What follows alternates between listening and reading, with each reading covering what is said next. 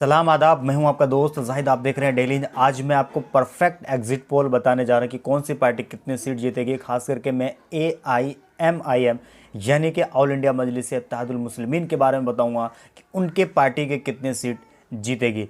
जितने भी सीट के बारे में मैं आपको बताऊंगा डिटेल्स में, मैं उन सारे सीट पे मैं खुद जाके काम किया। हमने लोगों से जाना, हमने माहौल को भांपा कि इस बार किधर पल्ला भारी है।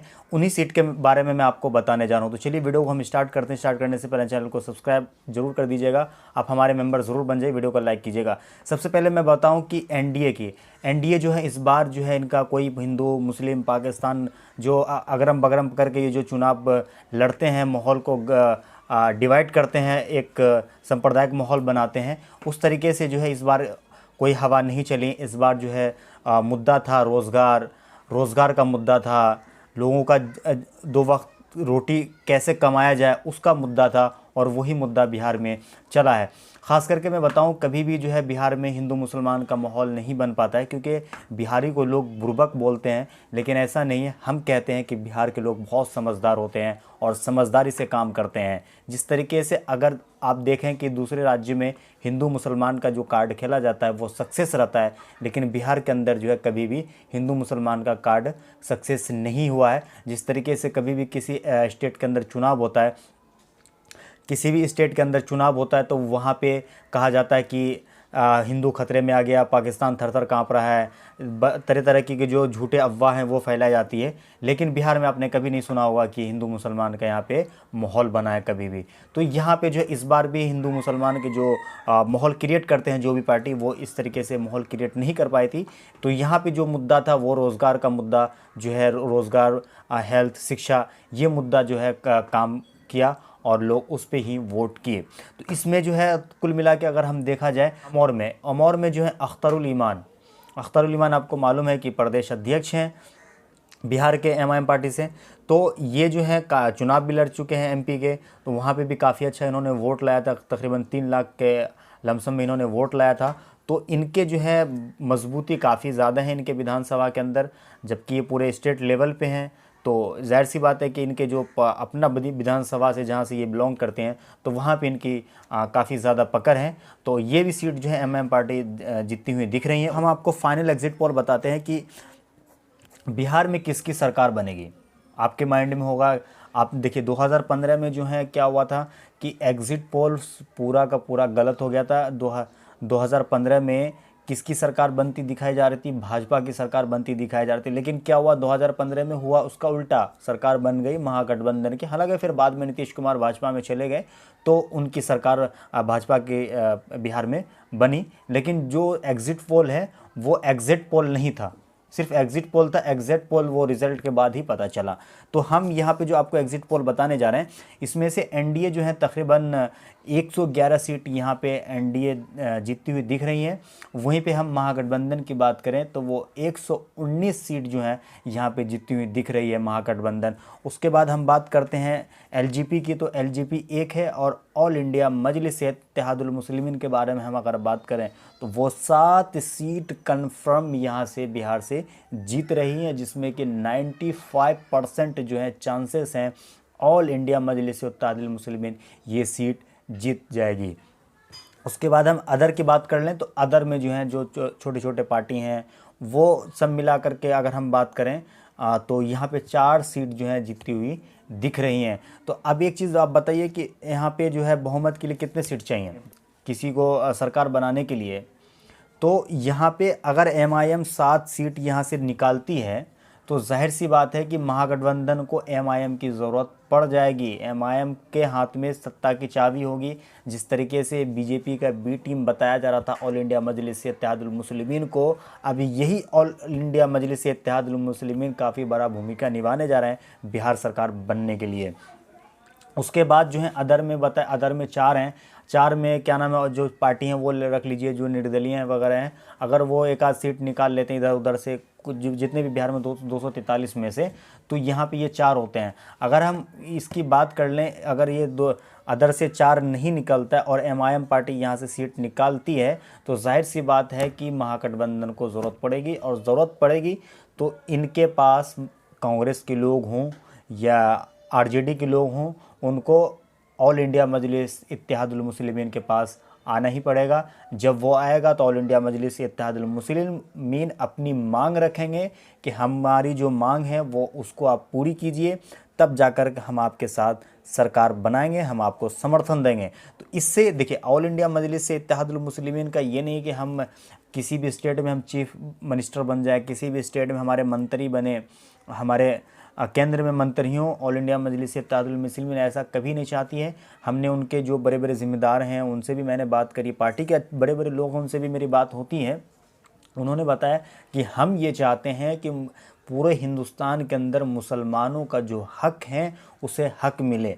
अब मान लीजिए कि यहाँ पे 7 सीट एमआईएम पार्टी जीतती है और महागठबंधन को 7 सीट की ज़रूरत पड़ती है, तो जाहिर सी बात है वो ऑल इंडिया मजलिस इत्तेहादुल मुस्लिमीन के पास जाएगी पार्टी।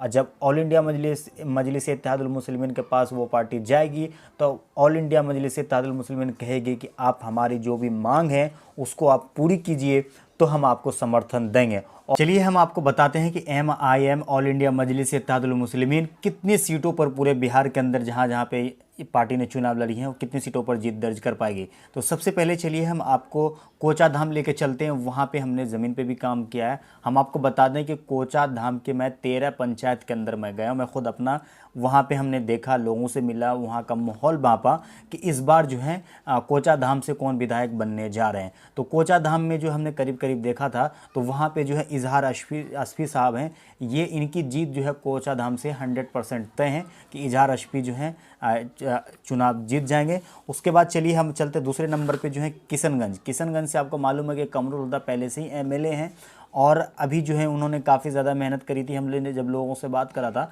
तो वहाँ के आवाम ने ये बताया था कि जो किशनगंज के कमरुल हुदा उन्होंने जो वादा किया था तो उन वादों को इन्होंने करीब करीब जो है पूरा किया है। जहाँ पे उन्होंने कहा था कि हम ये काम करवाएंगे, वो काम भी स्टार्ट हो गया, जो कि काफ़ी सालों से आज़ादी के बाद से अब तक नहीं हुआ था, वो काम जो है इन्होंने शुरू करवाया है। तो जाहिर सी बात है कि जब जो काम कभी नहीं हुआ था उन कामों को कमरुल हुदा ने शुरू करवाया है, तो जाहिर सी बात है कि लोग इनको वोट देंगे।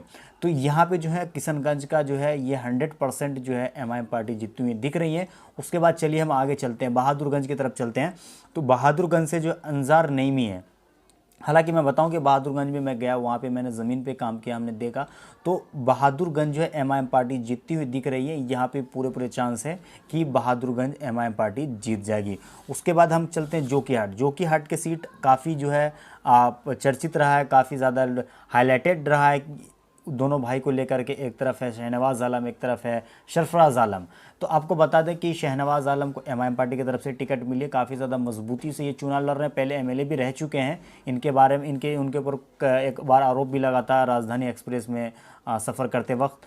तो ये जो है इनको फिर एमआईएम ने टिकट दिया, टिकट देने के बाद जो है ये चुनाव को लड़ रहे हैं।